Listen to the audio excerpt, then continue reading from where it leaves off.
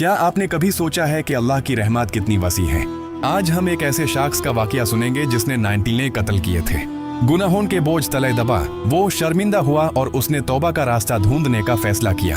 وہ اس دور کے ایک عابد عبادت گزار کے پاس گیا اور پوچھا، میں نے 19 قتل کیے ہیں، کیا میری توبہ قبول ہو سکتی ہے؟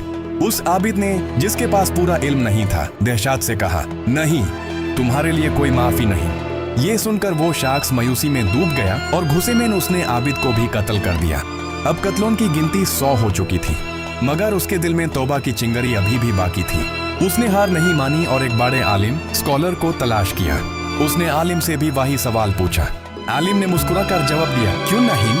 اللہ کی رحمت کے دروازے ہمیشہ کھلے ہیں۔ بھلا کون ہے جو تمہارے اور توبہ کے درمیان آ سکتا ہے؟ مگر ایک کام کرو، فلاں بستی میں چلے جاؤ، وہاں نیک لوگ رہتے ہیں، ان کے ساتھ عبادت کرو اور اپنے اس برے شہر میں واپس مت آنا۔ وہ شخص فوراً اس نئی منزل کی طرف چل پڑا۔ اس کے دل میں امید کی ایک نئی شمع روشن ہو چکی تھی، مگر ابھی وہ آدھا راستہ ہی طے کر پایا تھا کہ موت کا وقت آ گیا اور اس کی روح قبض کر لی گئی۔ اب رحمت کے فرشتے اور عذاب کے فرشتے دونوں اس کی روح پر جھگڑنے لگے۔ رحمت کے فرشتے کہتے تھے کہ وہ توبہ کی نیت سے آیا تھا، اس لیے وہ جنتی ہے، جبکہ عذاب کے فرشتے کہتے تھے کہ اس نے ابھی تک کوئی نیکی نہیں کی، اس لیے وہ جہنمی ہے۔ تب اللہ نے ان کے درمیان فیصلہ کیا اور فرمایا، زمین کو ناپو، اگر وہ نیکی کی زمین کے قریب ہے تو یوز جنت میں لے جاؤ، اور اگر وہ گناہ کی زمین کے قریب ہے تو یوز جہنم میں لے جاؤ۔ جب زمین ناپی گئی تو وہ شخص نیکی کی زمین سے صرف ایک بلشٹ قریب تھا۔